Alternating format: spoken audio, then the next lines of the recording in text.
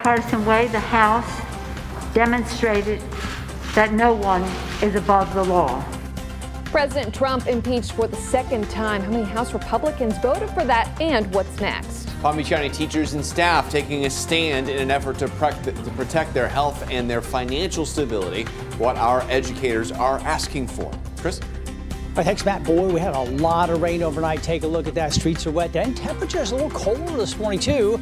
I'll track that radar, local temperatures, and all your weather for your Thursday coming up right now. It's a new day. This is CBS 12 News This Morning. Hey, good morning. Happy Friday Eve, everybody. I'm Matt Lincoln. I'm Ashley Glass. Let's get this day going. A little bit of rain out there on the radar, Chris. Yeah. Who's getting the worst of it? Matt drove through a little rain this morning, so did I, and most of it's gone, but boy, it poured all night long. Take a look at Storm Track Radar going back to midnight. Look at all that rain that came through. Everybody got rain overnight, so streets are wet. The rain just ended about an hour ago. Still a couple little tiny showers around. Wellington, Royal Palm, little shower right there coming through. Looks like Okeechobee right there, and Royal Palm Beach Boulevard, Southern Boulevard near Wellington right there. A little shower coming through Loxahatchee. So just one or two little showers. It's a little bit colder this morning. Look at this, West Palm 58 right now, and Boca's 59. Wellington, you just dropped 3 degrees down to 56. That's good for sweater this morning, or a sweatshirt for sure. Look at Vero 53 and Port St. Lucie, Fort Pierce 54, 55. So it's kind of a cold start. All right, when do we see the sun? A little bit later today. I'll show you when in a minute. Time for traffic. Here's Sam. Thanks, Chris. As we head out in Palm Beach County, we've still got some damp roads out there this morning. Our side streets and even our major highways still a little slick through the area, so just keep that in mind. Use a little extra caution out there this morning. This is a look for you at I-95 near Lantana Road. The good news is all across our area, we are off to a problem-free start on this Thursday morning. So Palm Beach County, you're looking good. Treasure Coast also looking good this morning. If you're in Port St. Lucie here, I-95 or the Turnpike between Crosstown Parkway and Becker Road, we are running up to speed. We're going to check in on those drive times for you coming up in my next update. Matt and Ashley. 6:01 now. I want to take a live look from the White House this morning. President Donald Trump is waking up the first U.S. president to be impeached twice. Yeah, you know, only 2 presidents before President Trump had ever been impeached once. Terry is in studio following another historic vote from the House. Terry, last time 0 Republicans voted to impeach a president, but yesterday some did cross the aisle. Yeah, that's right, Matt and Ashley. The vote to impeach President Trump for the second time passed 232 to 197. That means 10 Republicans broke with their party to vote against the president. The sole article of impeachment here, a charge of incitement of insurrection for that violent uprising at the Capitol where 5 people died. The president now the only president to be impeached twice during the most bipartisan impeachment vote in history. Now, while the vote took place, take a look at this. National Guard troops camped out throughout the Capitol building, making sure that violence of last week did not happen again. Most Republicans did argue for unity, even if some of them did say the president is responsible. They believe him to be responsible. Now, Democrats say President Trump needs to be held accountable for his actions. A vote to impeach will further fan the flames of partisan division. People died because of the big lies that were being told. The president did release a video statement once again condemning the violence on Capitol Hill, but he did not address his impeachment. President-elect Joe Biden also released a statement saying this was a bipartisan vote cast by members of Congress who followed the Constitution as well as their conscience. Now the case heads to the Senate. 2/3 of the members of the Senate would need to vote to convict the president during that trial. That means 17 Republican senators would have to break their party lines. But, Terry, of course, the president is only going to remain in office for another 6 days. Senate is not in session until after that. So when are we expecting a trial? Yeah, the clock really is ticking here. The trial would likely start, though, after President Trump's term ends next week. It is unclear, though, exactly when that would happen. So what begins to happen here is Speaker of the House Nancy Pelosi has to send the articles of impeachment to the Senate first. The president-elect already has been expressing his concerns about the Senate working on the trial in tandem while working on furthering his agenda. He says this really could stall work on the pandemic, and he's worried, with the cabinet nominations and the confirmation hearings that this all could slow things down with the focus right now on President Trump's impeachment trial. Yeah, we'll be watching to see how the timing on all of this shakes out from here. Terry, thank you. Thousands of National Guard troops are in D.C. right now, ready to protect the Capitol for the inauguration. I want to show you some photos making the rounds on social media right now. Some of the troops resting on the Capitol floor yesterday. Defense officials say up to 20,000 troops are expected to be in place by Inauguration Day. Put that in perspective here. That's more than 3 times the number of active duty U.S. troops currently stationed in Afghanistan, Iraq, and Syria combined.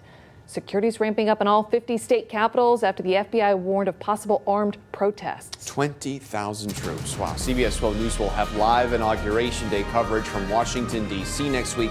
You can watch us live on our website, CBS12.com, and our app, CBS 12 News. At 6:04, we want to turn now to our coronavirus crisis coverage. Palm Beach County Public School Superintendents urging the governor to get teachers vaccinated as soon as possible. Yeah, for more on this, we bring in CBS 12 News reporter Paxton Boyd. He's live from the Palm Beach County School District. Paxton, this isn't just teachers, too. It's other school employees.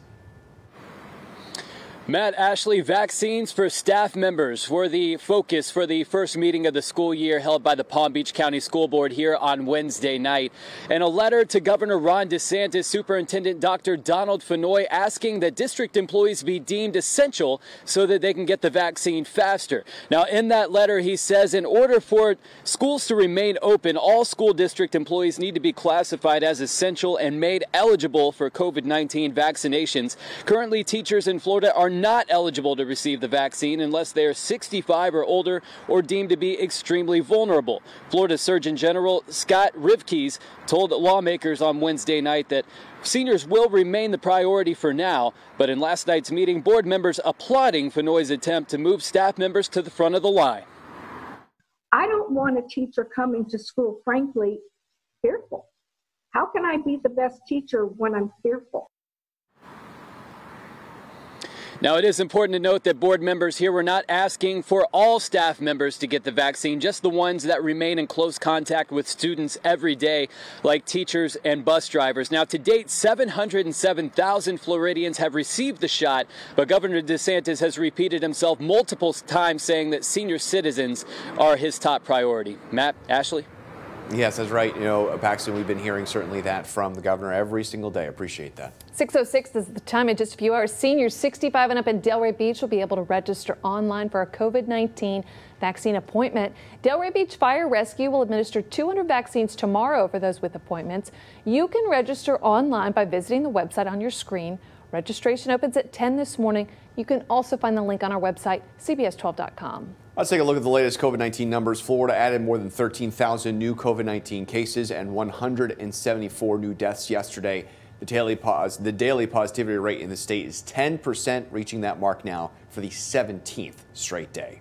Let's get back to Chris. All right, thanks, Matt. Boy, we had a lot of rain overnight. Streets are wet everywhere this morning. The rain has pretty much ended. We still have a couple little tiny showers around, but boy, everybody got a good drink of water overnight. Your lawns are going to be nice and green today.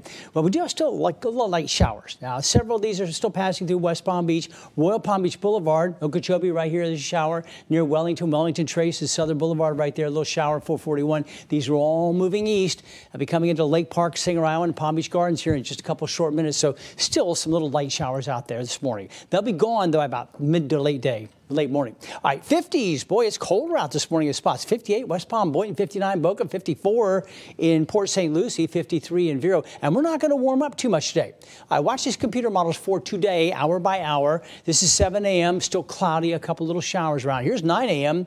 We're seeing a little bit of sunshine, but we're only in the 50s at 9 a.m. By lunchtime, we haven't even hit 70 degrees, so we've got a little more sunshine starting about midday through the afternoon, but we don't have any heat, okay? Highs stay only briefly near 70. That's a long pants day for most of us, me, maybe a sweatshirt all day too. So keep that in mind. It's going to be quite a cool day, even though we will see the sun starting about midday through the afternoon. Tomorrow morning when we walk out, it's going to be a little bit colder, low to mid 50s and even some upper 40s, and we'll see the sun tomorrow. Got the big chill coming for the weekend, that big cold front on the way. We're going to track that next. All right, time for traffic. Here's Sam. Thanks, Chris. Let's get a live look at our drive this morning. Traffic Tracker 12 is on I-95 right now. This is a look for you as we make our way north this morning up through northern Palm Beach County, and everything is running smoothly out there on our major highways so far this morning. We're also looking good on our side streets as you make your way out in Wellington along Southern Boulevard here. Maybe you're heading back east towards I-95 for that commute. Wellington to West Palm Beach on Southern Boulevard. That's a quick 10-minute ride for you there this morning. Once you make your way up to the Treasure Coast, we are problem-free for you there as well between West Palm Beach and Port St. Lucie this morning. We're moving at about 72 miles an hour. That drive takes you right around 40 minutes in either direction. Matt and Ashley. All right, thank you very much, Sam. Still ahead on CBS 12 News this morning, the search continues for a missing kayaker in Martin County, where deputies say the man was last seen. Plus, sentencing day, Jupiter man convicted of killing his wife will learn his punishment. Keep it on CBS 12 News this morning, the 1-2 turn 2.